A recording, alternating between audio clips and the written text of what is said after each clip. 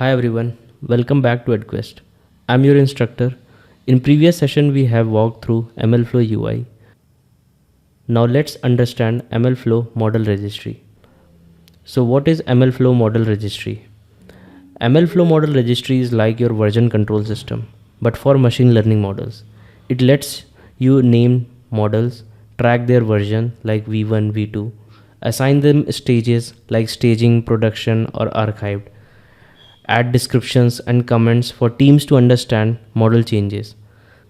This turns your experiments into organized, production ready workflows. Think of it as GitHub, but for your trained ML models. Now let's start simple with linear regression. Let's say we want to predict ice cream sale based on weather. We will train a linear regression model. We will git clone our MLOps end-to-end project. Go to VS Code.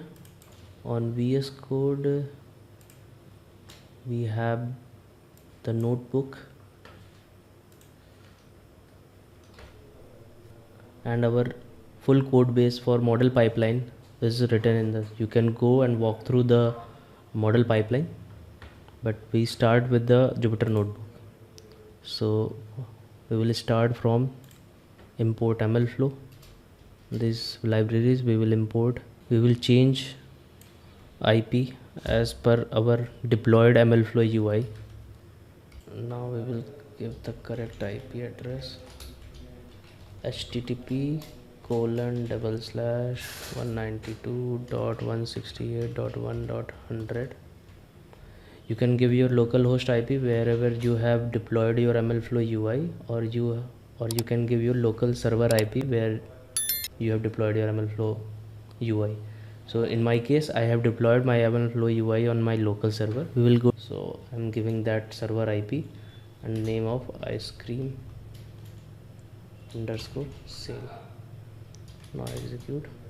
So it has executed. So we can see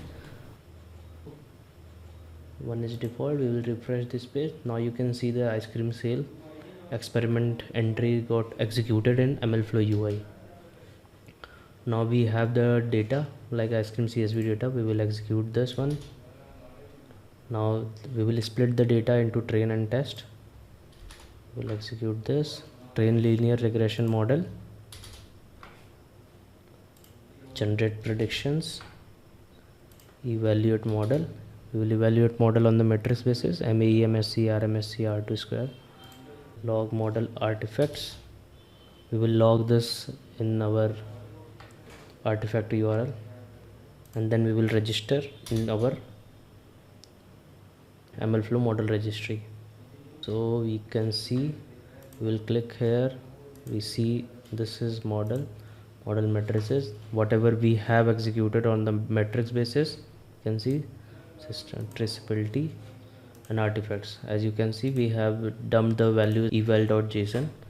We have dumped all the metrics in the evaluation JSON, and these are the artifacts. And in the model registry, you can see this is the version 1. So like this, we can see we can change little bit values as well, like in RM state text size to 1, matrix to 2. Similarly, we can change the data to 1. For comparison basis, we can do these changes. So just restart, and we will run. I will run this complete workflow in one go, so it can be shown in our model registry, and as it will log the model version in model registry as a version 2. So you can see, if we refresh the models, see, you can see the version 2. So there are 2 versions, and if we want to compare, we can compare. Like, we have changed the values, random state and text size, so it shows the values. So as per the data scientist, they can give more matrices here so that they can review more values, and after their accuracy or whatever the requirements they needed to deploy that model, they can change over there. So let's go back to our slide. So this is the model registry. So we have seen, so now you have seen your model showed up in the model registry version and ready to production for production staging. So model registry, you can see like this is the comparison view I have shown you in the current experiments. So this is the model registry where we can compare two versions, like it is earlier we have compared. So similarly I have shown you on the our side as well as a practical. Now you have logged your model and made it manageable for future use with the clear versions, metadata and lifecycle stages. So up next, let's break down key terms like parameters, metrics and artifacts so you know exactly what MLflow is tracking. So in this session, we will look in MLflow tracking, that is a crucial part of machine learning experiments. We will learn what parameters, metrics and artifacts are, how to log them and how to evaluate our models. So let's dive into. Parameters are the settings or configuration we use to control how our model trains.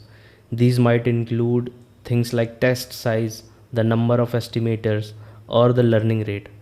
In MLflow, we log parameters using mlflow.log underscore param open semicolon the param name and value. So this can be your syntax.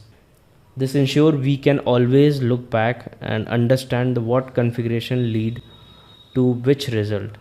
Think of parameter like the recipe ingredients of your model. Changing these changes the outcome.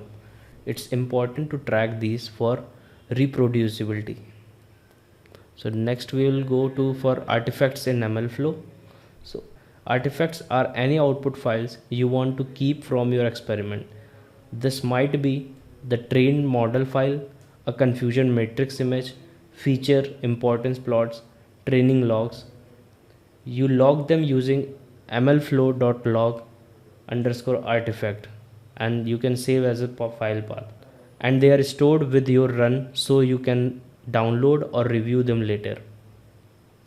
Artifacts are all the additional assets like your trained model file, visualization, logs, anything you had like to save from the experiment. Evaluation metrics. After training the model, we want to know how good it was. That's where metrics come in. They give us quantitative feedback on model performance. Example: MAE mean absolute error, MSE mean squared error, RMSE root mean squared error, R2 score. You can log all of these using mlflow.log metric. Metrics tell us how good our model is. You can log them after prediction to monitor performance across the experiments. Tracking these three things, parameters, metrics and artifacts, give you reproducibility, easier collaboration, better debugging, and most importantly, confidence in what you ship to production. Now you know what's going on behind the scenes every time you log a run in MLflow. In our next session, we will dive deeper into experiment comparison, like as I showed you earlier, model lifecycle stages, and even deploying the models. So stick around and see you in the next one. Thank you.